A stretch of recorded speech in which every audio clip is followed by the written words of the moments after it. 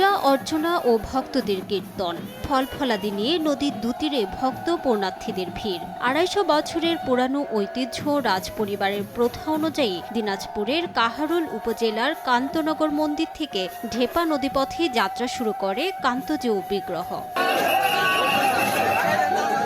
২৫টি নৌকার বহর নিয়ে কান্তজীউ বিগ্রহ ১০ ঘণ্টা যাত্রা শেষে সন্ধ্যায় দিনাজপুর শহরের রাজাপাড়া ঘাটে পৌঁছালে স্বাগত জানান জেলা প্রশাসক ও পুলিশ সুপার। এখান থেকে রাতে শোভাযাত্রা সহকারে নেওয়া হয় রাজবাড়ী মন্দিরে।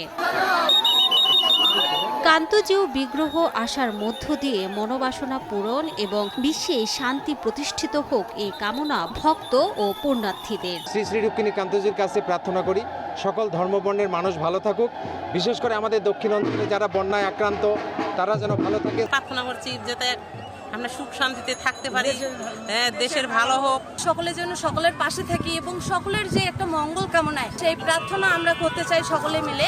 অর্ধেক পাউডারে দ্বিগুণ উজ্জ্বলতা, নতুন রিন অ্যাডভান্সড অর্ধেক পাউডারে দ্বিগুণ উজ্জ্বলতা।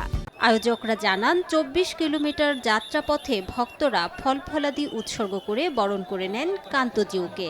আমরা মনে করি যে এখানে আসলে আমার আত্মার মুক্তি হবে, মানুষের কল্যাণ হবে। আমরা সবার কল্যাণ চাই, দেশের কল্যাণ চাই, আমরা শান্তিপূর্ণভাবে যেতে পারবো এটা আমরা বিশ্বাস করি। অপ্রীতিকর ঘটনার রাতে নেওয়া হয় পর্যাপ্ত নিরাপত্তা ব্যবস্থা।